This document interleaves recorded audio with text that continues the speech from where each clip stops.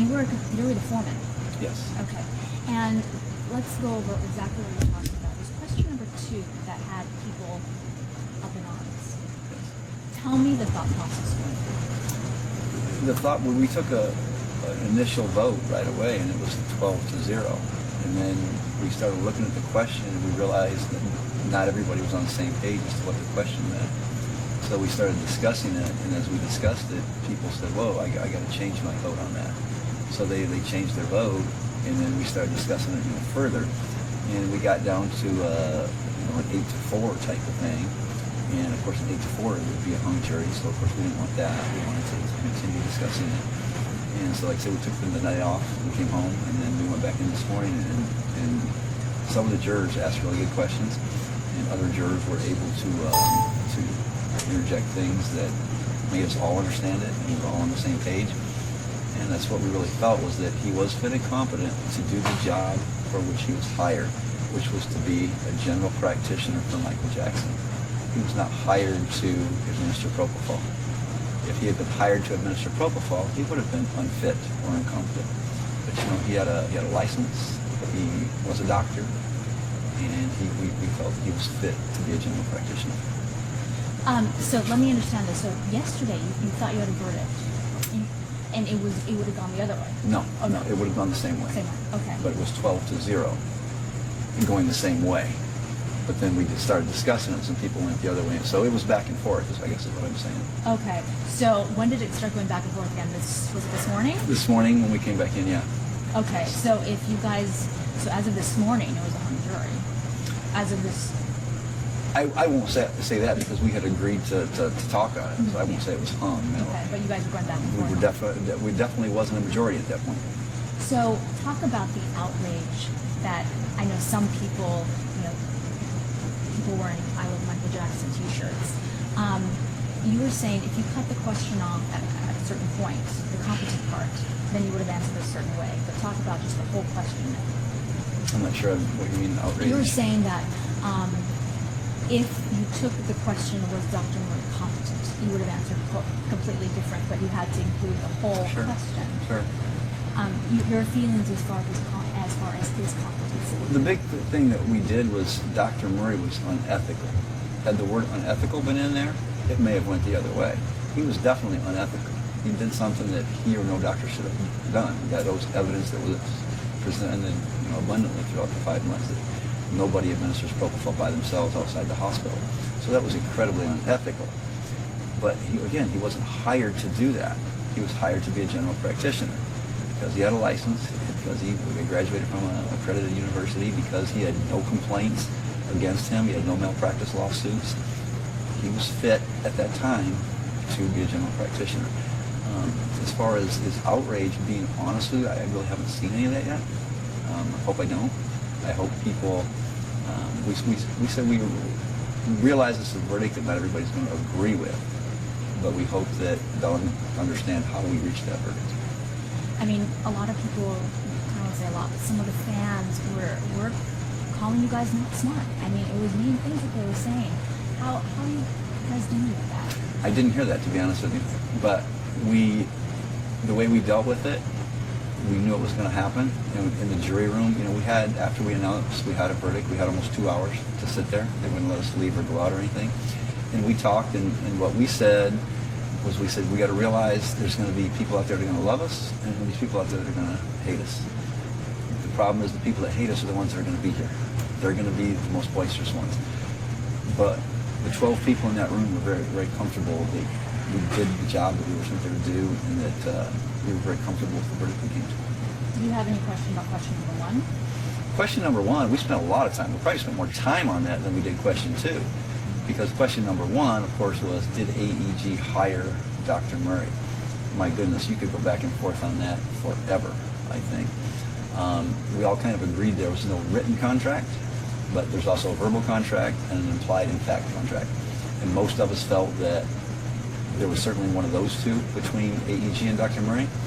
And I know myself, I was kind of leaning toward it was a dual situation, hiring Michael and AEG hired him. And of course the jury instruction said if you believe both hired him, then it's a yes.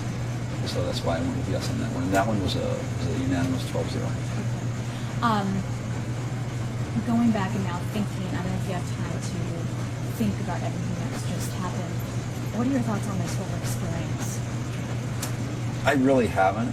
Some of the lawyers asked us that, and I think with me it's going to be a matter of, I'm a very busy person. I like to stay busy. So it's going to be a matter of having to kind of step back maybe this weekend and look back on it. As far as it was my first time, I'd never been on a jury before. And I guess to get put on this one, there were times it was very, very interesting. There were times it was very, very boring. But it's your civic duty. It's what you're asked to do.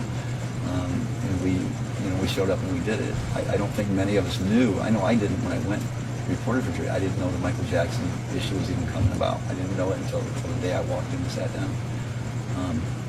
I'm thankful for having the opportunity to do it. And all the lawyers, both sides, were very, very professional, very classy when they met with us. None of them blamed us. None of them told us they thanked us actually. So that has made the experience very, I guess, more pleasurable. I don't want to say enjoyable, because one thing I will say, and the whole jury agreed on this, there's no winners in this. For us to be there, somebody had to die. And he was a father, he was a son, and he was a brother to somebody. And for us to be there, he had to die. So there's no winners. We did what we had to do. Were you a Michael Jackson fan? Are you? Going into the trial, no. Of course, I knew who he was. I listened to his music. I thought he was a good singer. As a fan, no. I never went to any of his concerts. I probably wouldn't have crossed the street to see him. We're going out of my way to see him. I have an album, and I listen to it. If it come on the radio, I'd listen to it. Coming out of the trial, I would say I am, because there was so much that we heard about him that I.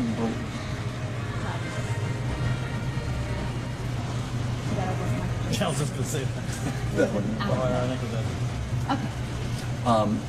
I believe he was a humanitarian. He cared about people. He cared about the earth, and this is all evidence that we were given in court. I believe he was a tremendous person. And I really don't want to get too much into my own unprofessional opinion, but he had a problem. And a lot of people in the world have problems. It doesn't make them bad people. And I just truly believe that he had the best interest of most people around him at heart. But he had the problem of the drugs, the painkillers, I should say. He never took illicit drugs. That was brought out in court. And the other problem he had was he had a spending problem, which I think a lot of people are focusing on the drugs, but he had a spending problem. And he probably wouldn't have had to go back and tour, if he wouldn't have had that problem too. But no, I'm a Michael Jackson fan. I've watched the videos now, and I really wish I would have seen a concert. Do you wish that you could have, the jury instructions were written a different way, or the questions, so you could have awarded something to the Jackson family? No, we were there to do the job, and those instructions, I believe, they were written by the two sides and the judge, and that's not for me to question. Of the testimony, whose sticks out in your mind the most? Oh my goodness. It's pretty dramatic. 60 people. Who sticks out the most? Well, there was a guy named Kenny Ortega, who was a show director. Everybody loved Kenny Ortega. He was just totally honest. The man didn't have a mean bone in his body. So Kenny Ortega was outstanding and awesome. The entire jury agreed upon that. There was a detective from the LAPD, Orlando Martinez, was incredibly upfront and honest. As a jury, I guess you appreciate people that are being upfront and honest. But I honestly feel most people, I'm going to say everyone, most people were, I think, trying to be honest on the stand. They're tricky questions and things like that. I think for the most part, most people were trying to be honest. And I really felt Debbie Rowe, his ex-wife, was another one.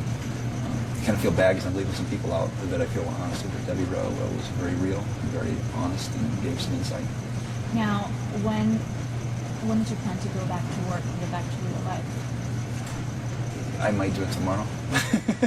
If not, well, because I'm a football coach, and today's probably it's the only the second day of practice I've missed in 21 years.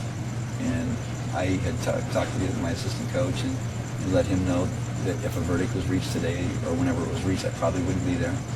And so as far as football goes, I'll be there tomorrow. As far as school goes, definitely by Monday. I want to get back to what I do.